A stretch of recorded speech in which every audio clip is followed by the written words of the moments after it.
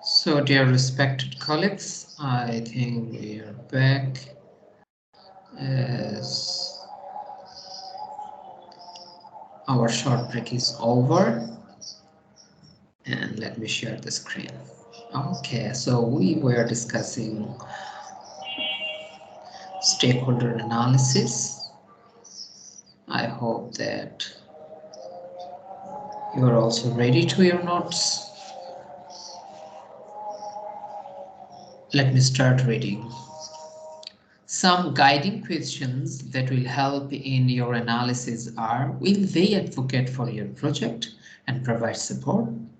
Will they potentially present a challenge in moving your project forward? These relationships will be further developed in later stages, but it is important that you begin to think about them in the identification and definition phase. The stakeholder analysis process involves exploring stakeholder interests. What might they gain or lose through the project? What are the stakeholders' expectations, both positive and or negative? What resources can they commit? What are potential roles for stakeholders? What capacities do they hold? Are they supporters or blockers? Mapping stakeholder analysis. Let me stop here. Okay.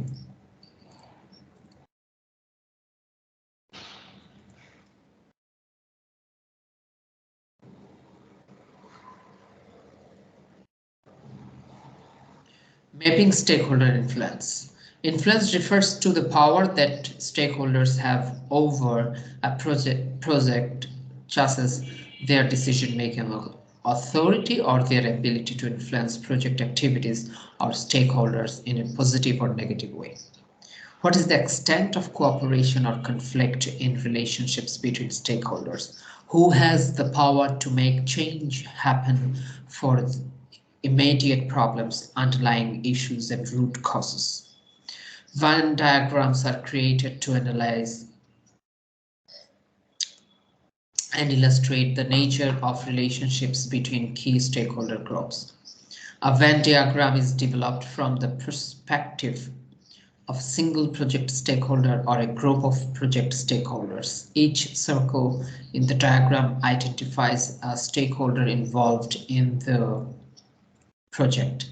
The size of the circle used can help indicate the relative power or influence of each stakeholder, while the spatial separation is used to indicate the relative strength or weakness of the working relationships or interaction between different groups or organizations.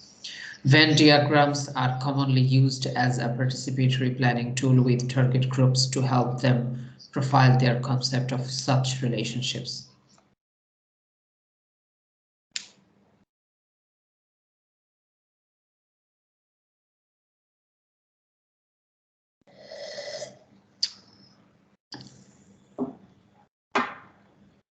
The figure 17 provides an example of the use of a Venn diagram to identify the power and influence of multiple stakeholders involved in forming and household in a community that borders a river.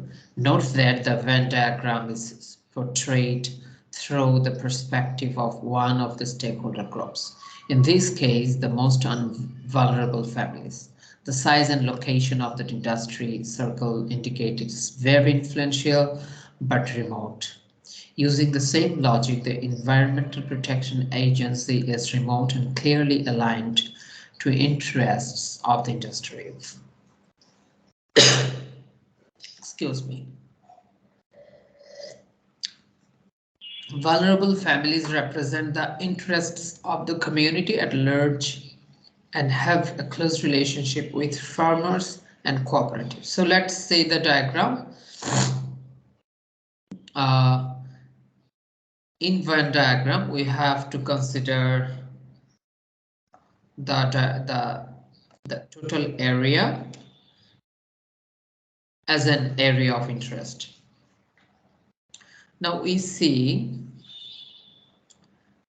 the community farmers, they are the main stakeholder at the center, and farming cooperatives, they are also at the center of the project intervention. And community family households, they are also at the center, but and they have almost same interest in the project. But health clinic, they are a bit, they have less influence on the project, and also they are not that much connected to the project, so that's why they are in the remotest. But local government, they have huge influence, but they are also a bit in a long distant place, because they have less relations or interest in the project. The same way the Environmental Protection Agency and also chemical fertilizers industry, they have a bit more connection with the project, and also they have more influence on the project, because when the project will work in the Delta river areas, the project will change the trajectory of using of chemical fertilizers and their farmlands by the farmers, and it can impact their business, so that they are a bit in tension, so that there are negative influences in a sense on the Delta River project.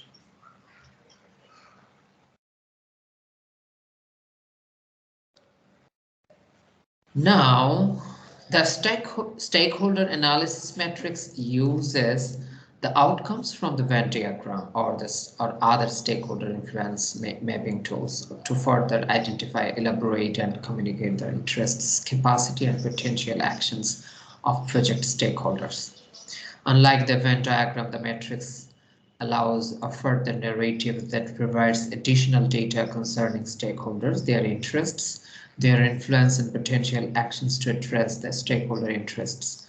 The stakeholder analysis matrix is a living document that should be updated at specific points throughout the project. Decision gates are a great opportunity to get the project team together to reassess the stakeholders and ensure that they are being communicated and engaged with at an appropriate level.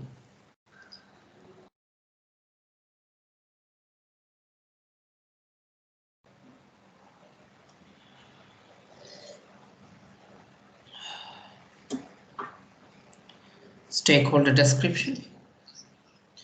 So this is the analysis tool matrix. There will be description of the stakeholder, then the category and their interest, their power and influence, and relationships with the project. So let us read one by one row by one row. Delta River community families, 450 households discharge waste and wastewater into the river, also used as source of drinking water and fishing. So they are very important. And the category of their relationships with the project as users. And they have interest because they need to reduce the incidence of waterborne diseases and to improve access to wash facilities and including latrines. So they need to be included in the project. And their power and influences are capable of reducing the fecal disposal at the river, but not aware of its impact. Relationships, main beneficiaries of the latrine project. Farmers and cooperative. 200 low-income earners, small-scale family businesses organized into informal cooperatives.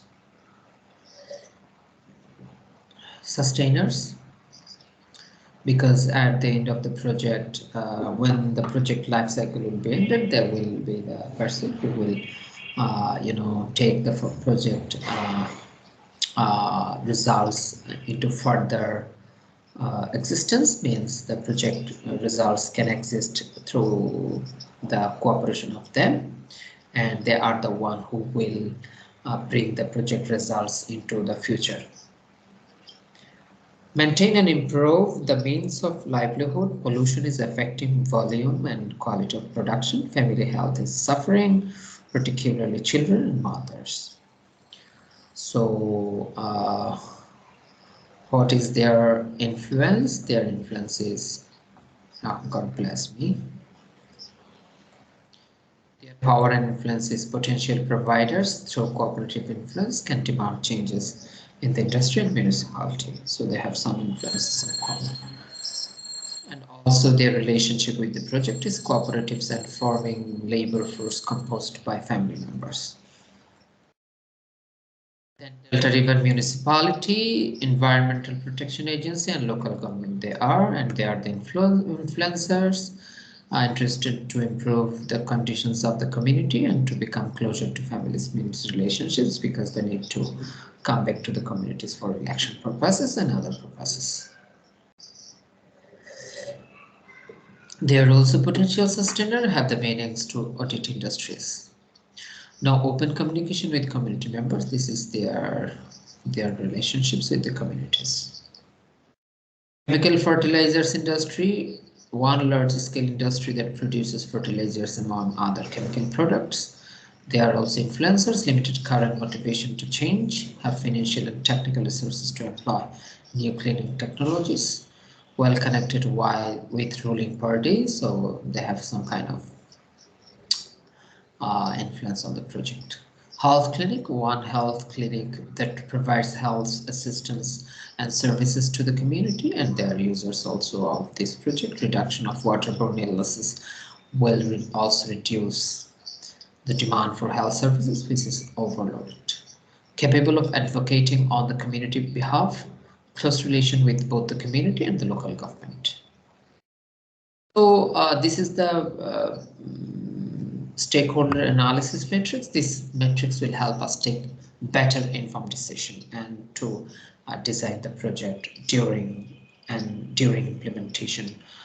It will define how our communication should be established across the stakeholders and throughout the project lifecycle.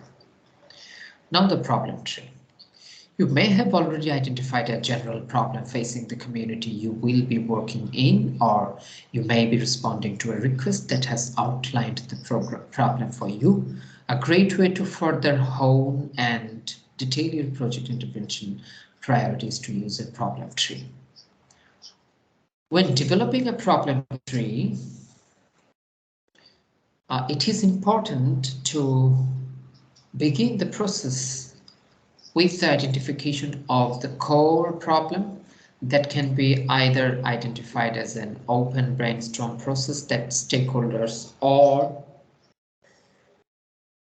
pre-identified based on preliminary analysis of existing information. Other core problem is identified. The process of elaborating the subsequent problem tree is completed, preferably via a participatory group process using these instructions. Problems which are directly causing the starter problem are put below causes. Problems which are direct effects of the starter problem are put above effects. The guiding question behind the logic of the problem tree is what causes that? If there are two or more causes combining to produce an effect, they are placed at the same level in the diagram. Cause-effect arrows are used to connect the levels of the problem tree. So now let's check the. I'm sorry that I cannot. Let me try. I can make it a bit bigger for you. Okay. I hope that now you could see. Yes, you could read it. Now, the core problem. The core problem is community members in the Delta River are contributing to poor river quality because of unhygienic practices such as dumping fecal waste into the river. Means the poor river quality is caused by the unhygienic practices such as dumping fecal waste into the river. Okay, this is our core problem. So, what are the direct effects for this core problem? Number one is lower river water quality that affects the ecosystem. So, as the community is unaware and they are dumping fecal waste into the water, and for this problem, there is two effects. Number one, the water quality is going down and the ecosystem is being affected. Number two is, for this thing, waterborne disease is highly prevalent in the community. Why the other causes? Is there other causes that contributing this core problem? And the core problem is dumping fecal waste into the water. And that's why water quality is degrading. Okay. The other causes are the community is unaware of the dangers of dumping waste into the water. Yes, they are not aware.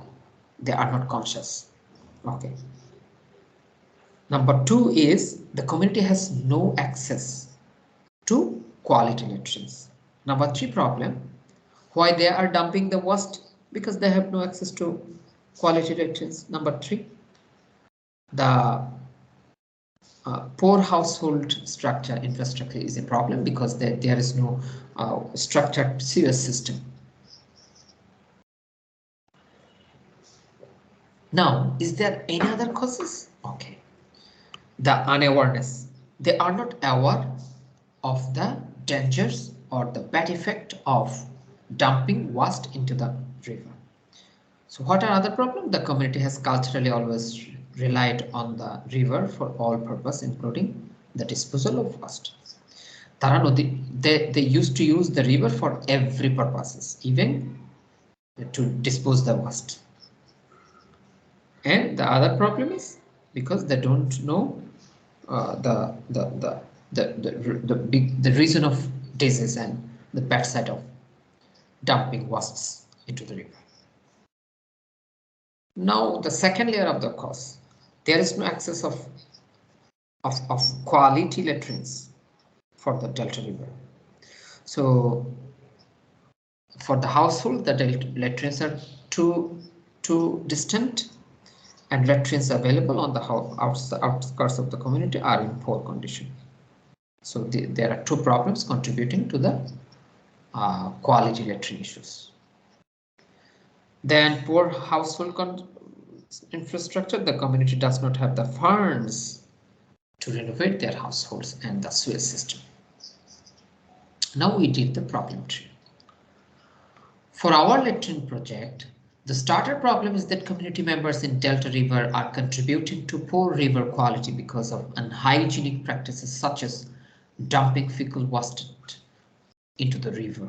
From there, three primary causes have been identified. The community is unaware of the dangers of dumping their waste into the river. There is no access to quality latrines for the Delta River. Poor household infrastructure prevents sewage systems from being installed into the households. The result or direct effects are that the Delta River has a higher incidence of waterborne diseases in the community, and the river has a lower quality, which affects the ecosystems. This version of the problem tree is simplified. Additional levels could be added to get to the absolute root causes of the starter problem. It is also important to keep in mind that you want to explore the problem as a whole and not only in relationship to preconceived ideas of what kind of intervention you can do, but rather to explore the root causes and effects of the problem at large. A participatory approach is incredibly helpful in these exercises, providing insight and assisting in breaking down the problem into more detailed causes. Now, future state analysis, the state you want to see in future.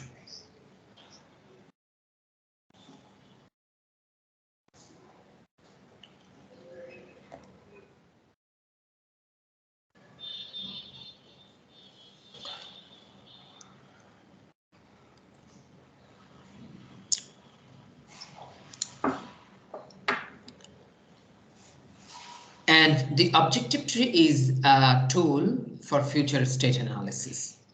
Once a problem tree is completed, the next step is to develop an objectives tree that begins to identify the potential interventions that could take place to fix what is broken in the problem tree.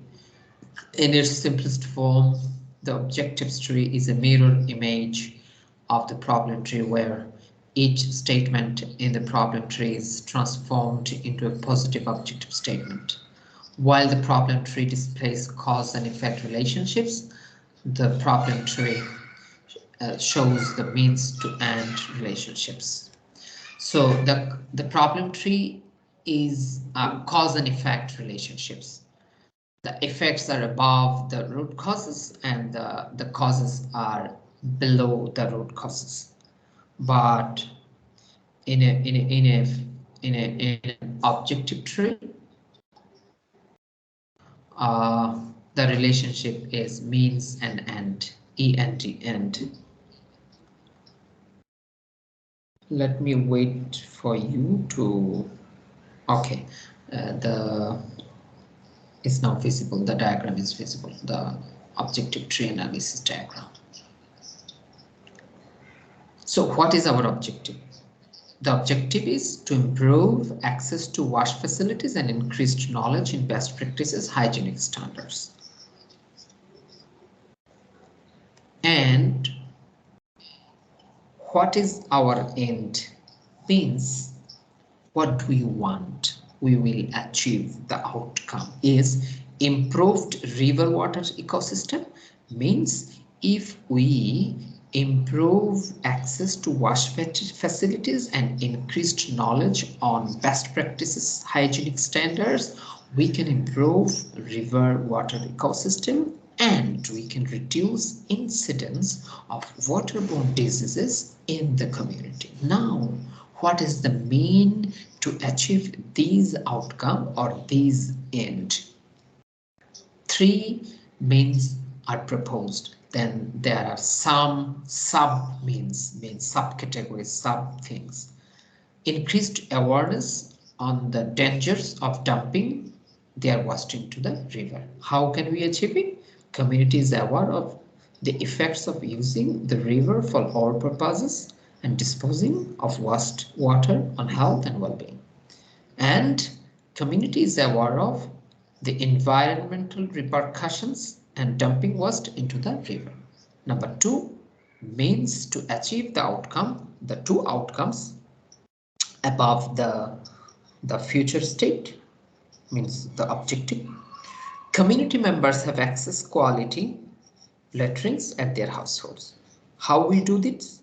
In 2 ways. Number 1, latrines are constructed in closer proximity of households. Number 2, latrines quality is improved to meet international wash sector standards. Number 3 means to achieve the outcomes on the objective. Household infrastructure is improved, allowing sewage systems to be installed. Funding is raised and allocated for improving the infrastructure in household to support sewage systems.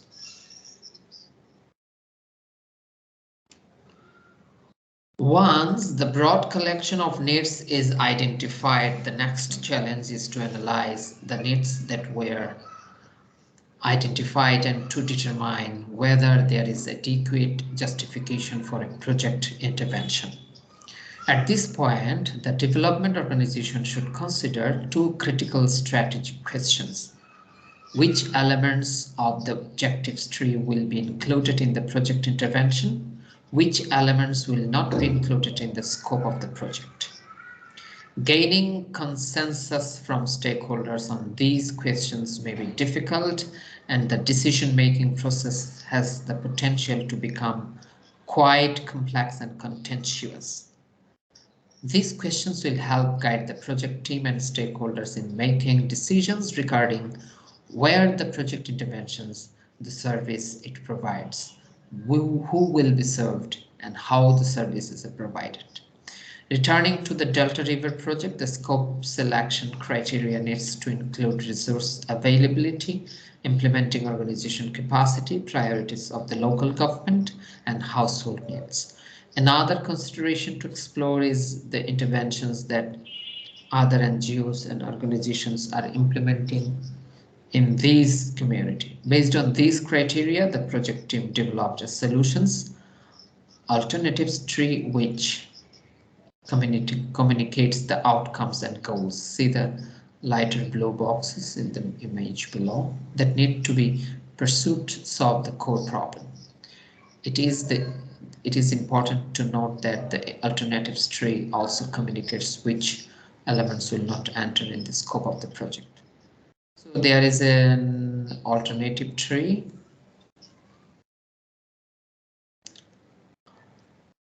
and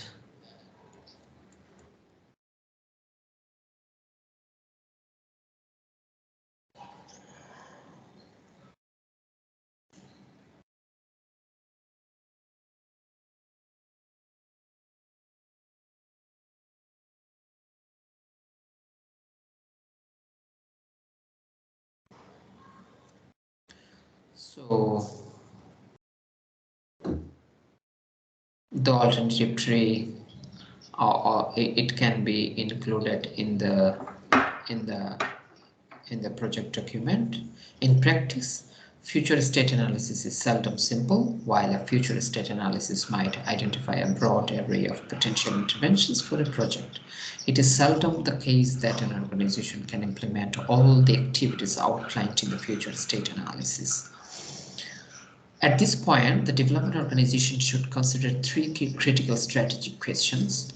Which elements will be included in the project intervention? Which elements will not be included in the scope of the project? What are the criteria which will be used to make these decisions? These questions may prove to be difficult and organizations will be confronted with numerous alternatives. Concrete decisions about the scope of the project must be outlined. Where will the project intervene? What services will be provided? Who will be served?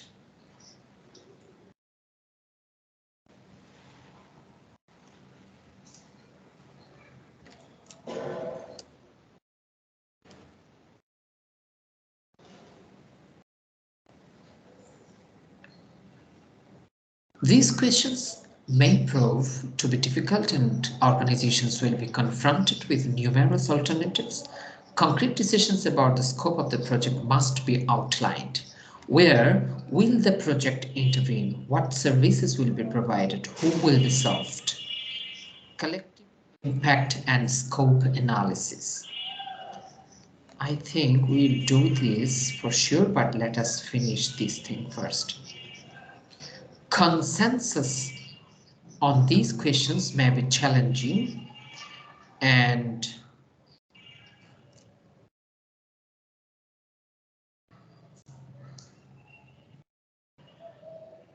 the decision-making process has the potential to become quite complex and contentious. Consequently, it is important that the project team clearly identify and prioritize the multiple considerations that come into play when deciding what will be included in the eventual project and what will be left out. Table 11 outlines that components that should be considered when determining which interventions to pursue and what will be in scope and what will be out of scope. Category needs prioritization. What needs received the highest level of emphasis during the assessment or analysis, addressing which needs would appear to have the highest potential for impact. External program considerations, who else is working in the proposed area of intervention, what are their program strengths, what existing activities implement the objectives tree analysis. Appropriateness. Is the proposed approach acceptable to the target population and key stakeholder groups? For example, would a reproductive health program be appropriate and consistent with religious and cultural norms? Institutional capacity. What are your organization's strengths? What are your implementing partner capacity levels? Resource availability. Is funding available? Is there potential for growth? What opportunities exist to leverage resources? Cost effectiveness, is the rate of return for the investment acceptable? Technical feasibility and sustainability. Can the proposed work be realistically accomplished? Can the work of the project be sustained and maintained over time? Internal program considerations, what are the strategic priorities for your organization in the region, country, other? What are the program strengths of your organization? What priorities does your organization have with regard to geography, beneficiaries, other? Portfolio considerations, does the project fit within the larger portfolio of projects in the organization? Now let us go back to the collective impact and scope analysis.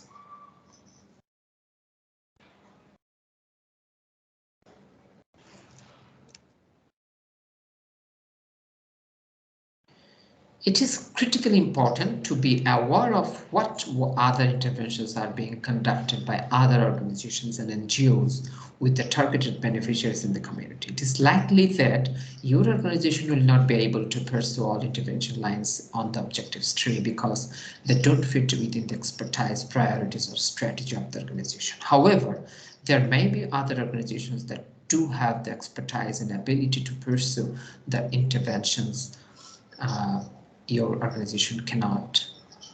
With that being said, there is the possibility that you could coordinate, communicate, and collaborate with others to work towards collective impact for the community. So realization is very important that duplication, or in some cases we see there are some duplication of intervention, or there are some absolute absence of intervention. So we need to look at the problem collectively, because every organizations have their own nature, own purpose, goals, and own strategic choices. So that maybe we found something specific in objective tree analysis where we cannot reach or we cannot fulfill that that specific objective to be achieved by our organization, as we have different strategic choices, so that we can replace our choice by another organization. So we need to have a collective impact and scope analysis on our proposed project, and we need to mention it in the needs assessment.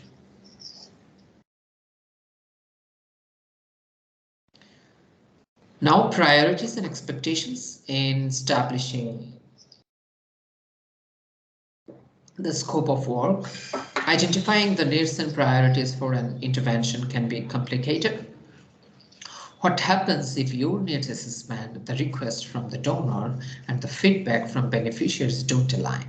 What do you do? This can be a really challenging scenario, and the decision of which priority or need to accommodate should not be left up to the project manager alone. Stakeholder and project governance structure engagement is critical when there are competing priorities. A discussion should be held to further examine the needs, priorities, and expectations of the various stakeholders so that the project team has clarity on which direction to pursue.